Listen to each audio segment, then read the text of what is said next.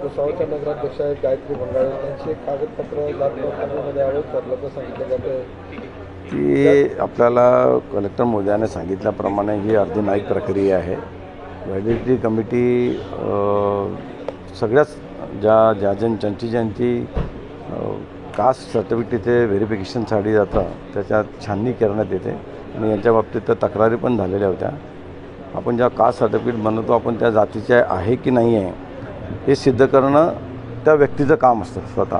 तर मी एक SC म्हणून जेव्हा कास्ट सर्टिफिकेट घेतो तर व्हॅलिडिटी कमिटीकडे मी SC आहे की नाही हे सिद्ध करणं माझं काम असतं.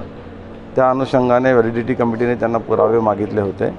तर मानवी दिनांक जो ठरलेला आहे 1950च्या पासूनच्या त्याच्या आधीचे ते रहिवासी इथला दाखवू शकले नाही. त्याच्यामुळे ते व्हॅलिडिटी कमिटीने त्यांचं जात प्रमाणपत्र रद्द केलं. मी निवडणुकीच्या वोटिंगच्या आधी सांगितलं होतं जाहीर सभांमध्ये की यांना मिळालेलं कास्ट सर्टिफिकेट हे बोगस आहे, चुकीचे डॉक्युमेंट देऊन हे कास्ट सर्टिफिकेट काढलेलं आहे, हे टिकणार नाही. हे मी आता नाही इलेक्शन व्हायच्या आधी सांगितलेलं होतं. तुमच्यावरती गंभीर आरोप केले की बनावट कागदपत्र सादर करून जात पडताळणी समितीवर दबाव आणला तुम्ही मंत्रिपदामुळे हे आपल्या विरोधात असं. जात पडताळणी समितीचा रिपोर्ट जर तुम्ही पाहिला तर त्यांनी दिलेले कागदपत्रकं आम्ही दिलेले कागदपत्रकं हे सगळे त्यांनी समोर ठेवलेले आणि त्याच्यानंतर त्यांनी हा रिझल्ट घेतला. ह्या मॅडमचाच नाही, गायत्री गौर यांचाच नाही, त्यांच्या भावाच्याही व्हॅलिडिटी असंच रद्द झालेलं आहे. तेव्हा आता काही माझा संबंधही नव्हता.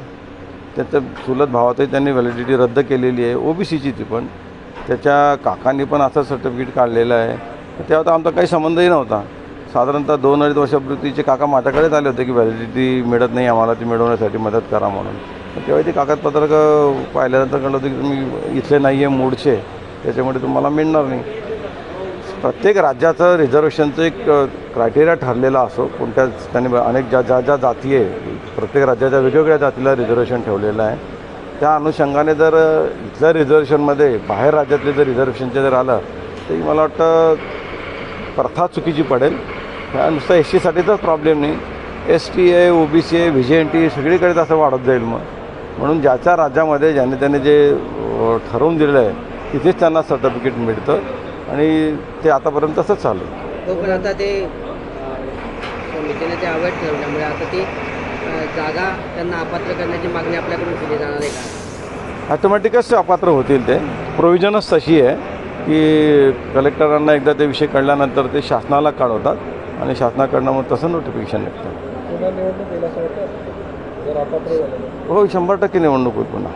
मीरा भाईंदरचे आमदार आहे नरेंद्र त्यांच्यावर खंडणीच्या सहित बलात्काराचे गुन्हे देखील दाखल आहेत. मला माहिती नाही त्याच्या बाबतीत, आयडिया नाही त्याच्याबद्दल. पुन्हा निवडणूक झाली तर आपल्या पत्नीची या ठिकाणी अजून तसं काही ठरवलेलं नाही आहे.